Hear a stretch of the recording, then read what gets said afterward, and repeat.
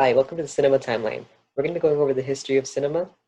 My name is Matthew Gomez, and along with my partner Elena Acosta, we're going to be going ahead and go through this presentation, which goes over the start of cinema and the different eras of cinema, as well as the impact that these different eras have had. Starting off, what is cinema? When we think of cinema, we probably think about the movies that we've seen, or just movies in general. But really, what is cinema? Cinema is a type of mass media that reaches almost all demographics. Films reach a broad audience. Movies reflect the times that they were made in and are time capsules for those thoughts and ideas of those who made them. This is important because we know that most films made are actually fiction. They're not based on true stories, but they still reflect the time that they were made in. A film made in the 1950s is very different than a film made in today. So we can look back at these films and see what were the ideas and the thoughts, the people that made them at that time. So the emergence of cinema. So no one really knows who invented motion pictures or the technology. We just know that a lot of people experimented with it. And early motion pictures were very short, silent clips. And one person that experimented with motion pictures is actually Thomas Edison. Now, Thomas Edison, the Edison Company, are actually responsible for making one of the first revolutionary devices in filmmaking history, which is the kinetoscope. This device was made in 1981 and allows people to view very short motion pictures through a small peephole. Now, Thomas Edison actually set up different exhibitions across the world, showcasing the kinetoscope.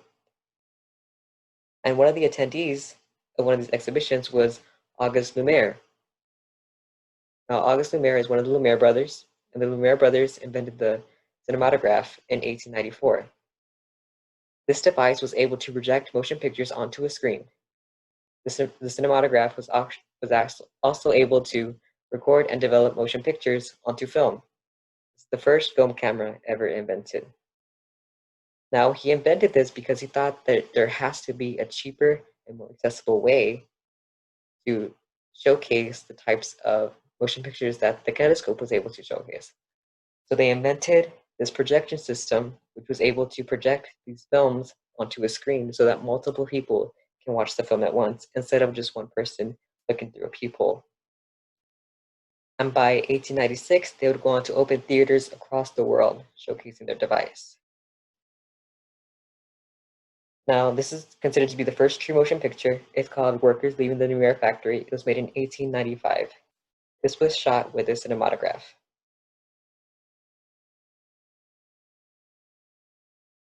So, like most mass media, we learn to use technologies for different purposes. So we learn to use this motion picture technology to entertain us. So this brings us into the silent film era, which is from 1891 to 1927. Silent films were motion pictures with no synchronized audio attached. It was just the film. And in most theaters that silent films were shown, live music was used to set the tone, either played by an orchestra or a band. Because there was no sound in these films, the actors had to be exaggerated with their expressions and their movements, and captions were used to tell the plot. Stars like Charlie Chaplin elevated the industry, so that's Charlie Chaplin on the right. He is very famous. He starred in lots of silent films, and he is known for making the most out of silent films. So we know that silent films didn't last forever. We actually transitioned to sound pretty early on. The talkies were the films that had synchronized sound that were recorded at the same time as the visuals. The Jazz Singer, which was made in 1927, is considered to be the first full-length film with sound. And because of this transition to movies with sound, a lot of silent film actors were not able to adapt. And so talkies famously ended several silent film acting careers due to the requirement to talk. This was because these actors might have been very good on screen, but were not very good at using their voice. Maybe because a lot of these actors were actually foreign, and the voice and their accents did not match the roles that they were playing. And because of sound being implemented into movies, Hollywood embraced musical films. This was the most popular genre at the time. And on the right, we have one of the most popular musical films of all time, Singing in the Rain, which was made in 1952. And at the same time that sound was being added to films, so was color.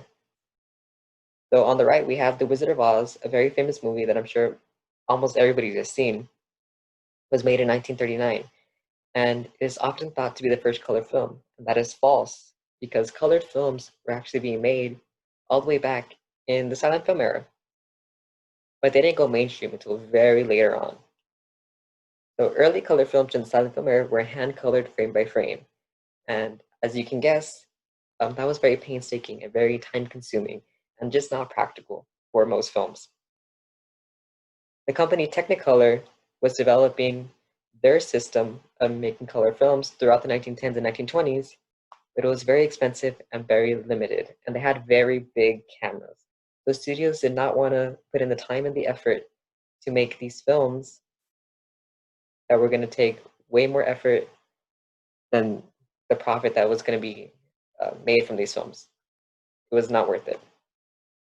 It wasn't until Kodak developed a cheaper process that allowed color films to become mainstream by the 1950s. So by the 1950s, most films made in Hollywood were transitioning to color. Well, that brings us to the blockbuster era. Most of the films made before the blockbuster era were actually very artistic films. Films made by very artistic directors and filmmakers. These were the popular films at the time. Well, that shifted.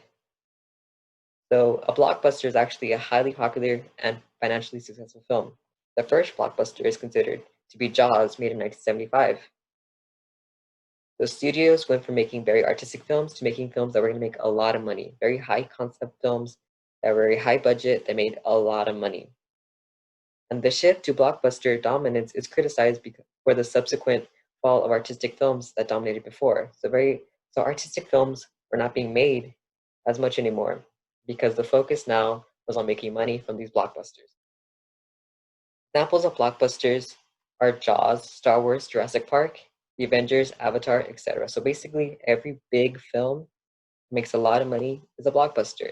And some might say that we're still in this era today. Take a look at Avengers. Avengers came out last year and made a lot of money, the biggest movie of the year. All right, so my partner, Alina Acosta, is going to go ahead and talk about cinema in today's world. Thank you. Hi, I'm Alina Acosta, and I will be continuing our cinema timeline presentation. Cinema today. The cinematic methods and technology left to us from cinema's eventful past have kept cinema alive, but in a different state than it was in the past. The biggest factor for this is probably the emergence of streaming services. In the past, people had to rely on certain dates to view movies of their choice. Further into the future, people could buy movies on DVD or even rent them. However, today, people can pay for a subscription and view any old or new movie that is available to them on that streaming service. And most people pay for multiple streaming services. So if they can't find a movie on one of those services, they can switch over to a different one and hopefully find it there. Movies released on streaming service on movies released as streaming service originals are gaining traction comparable to those released in theaters. Also, since the coronavirus pandemic, many movies have been released straight to streaming services due to theater closes. So both of these factors are showing us that streaming services are able to provide us with convenience that theaters can't provide during these uncertain times, and arguably have never been able to provide in the past. However, it is inconclusive whether streaming services are competing with theaters for customers. So the coronavirus. This pandemic has led to the closing of theaters across the US due to safety precautions. So during this time, theaters were making no revenue because people weren't coming in and watching movies, and that is the only way that they make money. Also, movie productions that were set to commence during the time the pandemic broke out had to be postponed.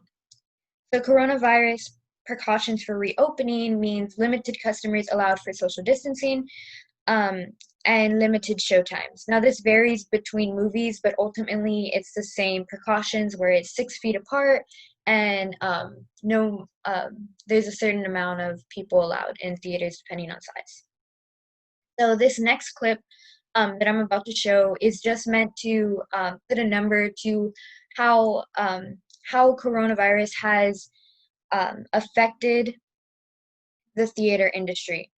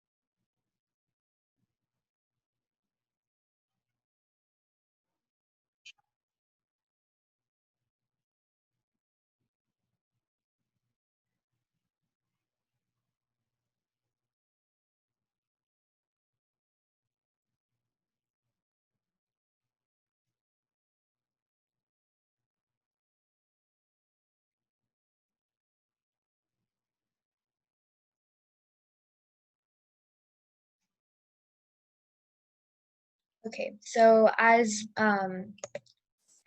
seen in the video, theaters have been greatly affected by the coronavirus and not in a good way.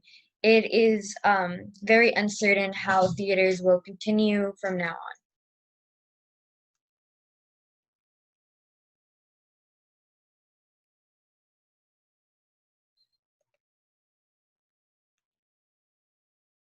Okay. Okay, so impact of the cinema emergence slash development stage, which spanned from 1894 through the 1920s. So new technological innovations sparked the beginning of cinema as a form of media and a new market. Um, August and Louis Lumiere began operating theaters similar to present-day theaters, with their version of Thomas Edison's kinetoscope, which was a cinematograph. Um, Thomas Edison created a one person booth for moving pictures using his kinetoscope. Um, so the cinema industry became an industrial base as it grew in popularity and subsequently financially. The picture to the right, the top picture, um, is at the Grand Cafe in Paris on December 28th, 1985.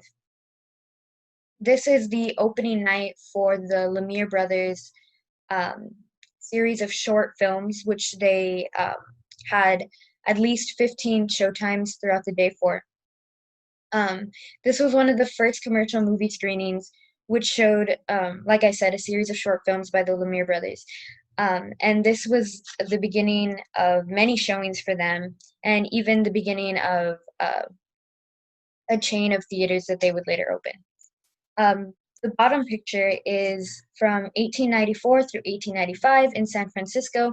It is a kinetoscope parlor, and this parlor consisted of multiple one-person booths where basically it was a theater experience where people were individually watching their own movie in their own booths. And this was happening in America while the Lumiere brothers were having their showings in France and later throughout Europe. Okay, so the impact of the golden age of cinema, which spanned from 1930 through the 1940s. So the cinema industry was basking in success. This was the height of cinema. This era consisted of movies being the most popular form of entertainment, synchronized sound and color in films, extensive cinemas that included cafes and ballrooms, technological advances such as continuity editing, which is whenever scenes are put together so that it is one continuous movie and it flows, camera work, and artificial lighting. Also, movies began to be plot-based and not just short films. They were longer. For instance, Wuthering Heights, which was one of the um, most popular movies of 1939. It was based off of a classic novel by Emily Bennett of 1947. So the bottom picture is actually the opening night of The Wizard of Oz. Um, this movie was extremely popular due to, or both movies were actually extremely popular due to um, the synchronized sound, like I said earlier, and also Technicolor, which was new to people at the time. Okay, so the impact of the decline of cinema, which happened in the 1950s, but one could argue that the decline of cinema has been going on throughout the 80s and early 2000s. So the cinema industry continued to move forward, however, began to dwindle from its former success due to antitrust regulations and the height of television. So antitrust regulations were going on because big corporations in Hollywood were creating monopolies, and therefore antitrust regulations were put in place to make the market more fair. And it actually led to internal shifts within the industry, which led to the dismantle of major Hollywood corporations, like I said, which meant a decline of movies due to less funding, and the movies that were put out were larger budgets, and also less traction in theaters because people were more interested in television and there were less movies at the time. The chart that is on the left side here shows the percentage of U.S. populations that went to the cinema on average, on a weekly average. So as you can see, the height of theater going was in the 1940s and then took a steep decline during the 1950s and then stayed consistently low throughout the 1960s through the early 2000s. And so this is our works cited page. Okay. Thank you so much.